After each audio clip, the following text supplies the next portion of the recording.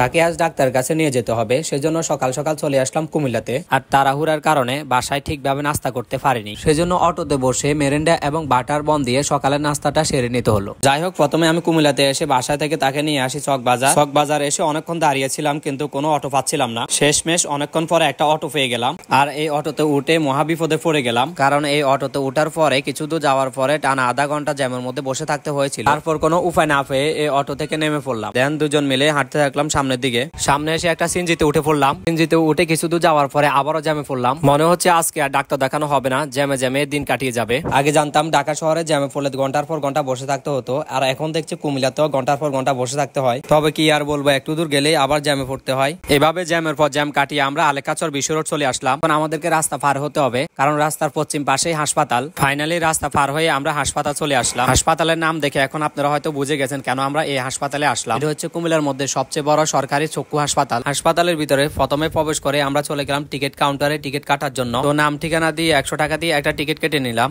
আর তাকে বলা হলো ভীষণ কক্ষ 100-তে যাওয়ার জন্য। সেই ভীষণ কক্ষ 100-তে চলে গেল, আর আমি বাহিরে বসে বসে অপেক্ষা করতেছিলাম। কিছুক্ষণের মধ্যে সেই ভীষণ কক্ষ 100 থেকে বেরিয়ে আসলো। মূলত ভীষণ কক্ষ 100-তে টিকিটের এক অংশ জমা রাখা হয়, দেন সিরিয়াল অনুযায়ী ডাক দেওয়া হয় ডাক্তার কাছে যাওয়ার জন্য। তো অল্প কিছুক্ষণের মধ্যে ডাকা হয় ডাক্তার কাছে যাওয়ার জন্য। সেই ডাক্তার কাছে চলে গেল, আর আমি আবারও বাইরে বসে বসে অপেক্ষা করতেছিলাম। তো ডাক্তার দেখানো শেষ করে আমরা বাহিরে চলে আসলাম। আর এটা হচ্ছে মিয়ামি রেস্টুরেন্ট, যেখানে ঢাকা থেকে আসার পথে যাত্রা বিরতি দেওয়া হয়। মূলত এই রেস্টুরেন্টের পিছনে রয়েছে চক্ষু হাসপাতাল। আর আমরা এখানে দাঁড়িয়ে দাঁড়িয়ে গাড়ি খুঁজতেছিলাম কান্দিরপাড় যাওয়ার জন্য, কিন্তু কোনো গাড়ি পাচ্ছিলাম না। অনেক কষ্টের পর একটা অটো পেলাম, দেন এই অটোতে উঠে পড়লাম কান্দিরপাড় যাওয়ার জন্য। তো এদিকে দেখতে দেখতে দুপুর হয়ে যায়, আর আমাদের দুজনেরই ভীষণ খিদা লেগে যায়। তাই আমরা লাঞ্চ করার জন্য চলে আসলাম কান্দিরপাড় আলমাস কিচেনে। মূলত অনেক দিনের ইচ্ছা ছিল কাচ্চি খাবো। বললাম কুমিল্লার মধ্যে আলমাস কিচেনের কাচ্চি নাকি অনেক বিখ্যাত, তাই আর কি চলে আসলাম কাচ্চি খাওয়ার জন্য কুমিল্লা আলমাস কিচেনে। তারপর এসে দেখি অনেক মানুষ, আমাদেরকে বেশ কিছুক্ষণ দাঁড়িয়ে থাকতে হয়েছিল। পরক্ষণে আমাদেরকে বসানোর জন্য একটা টেবিল খালি করে দেওয়া হয়। তারপর কাচ্চি অর্ডার করার জন্য একটা মেনু কার্ড দিয়ে যায়,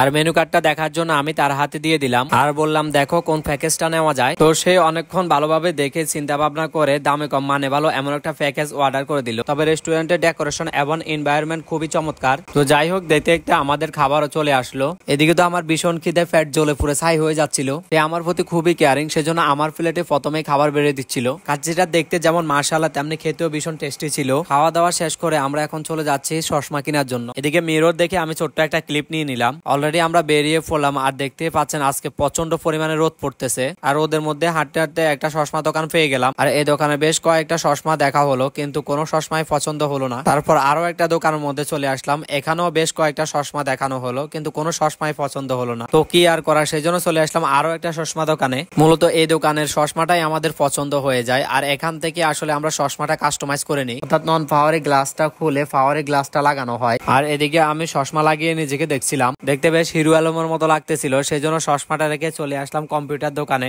দেন সেখান থেকে চলে আসলাম বিগ বাজার সুপার শপে। মূলত এখানে সস্তায় অনেক ভালো অফার পাওয়া যায়। আমরা এখানে ছোট্ট একটা কাজ করতে আসছিলাম, আর কাজটা শেষ করে আমরা এখন চলে যাচ্ছি প্ল্যানেট এসআরে। মূলত প্ল্যানেট এসআরে আসলাম তার রিজন হচ্ছে সে আজ আমাকে একটা টি শার্ট কিনে দিবে। তো দেখতেই পাচ্ছেন আমরা দোকানে চলে আসছি, আর অনেকগুলো টি শার্ট আমাদেরকে দেখানো হচ্ছে, আর এগুলো দেখে দেখে আমি একটা একটা করে টাইল দিচ্ছিলাম। আর এই দোকানের প্রতিটা টি শার্টই ছিল প্রিমিয়াম এবং কোয়ালিটি ফুল। এটাই গায়ে দিচ্ছিলাম, সেটাই বেশ ভালো লাগতেছিল।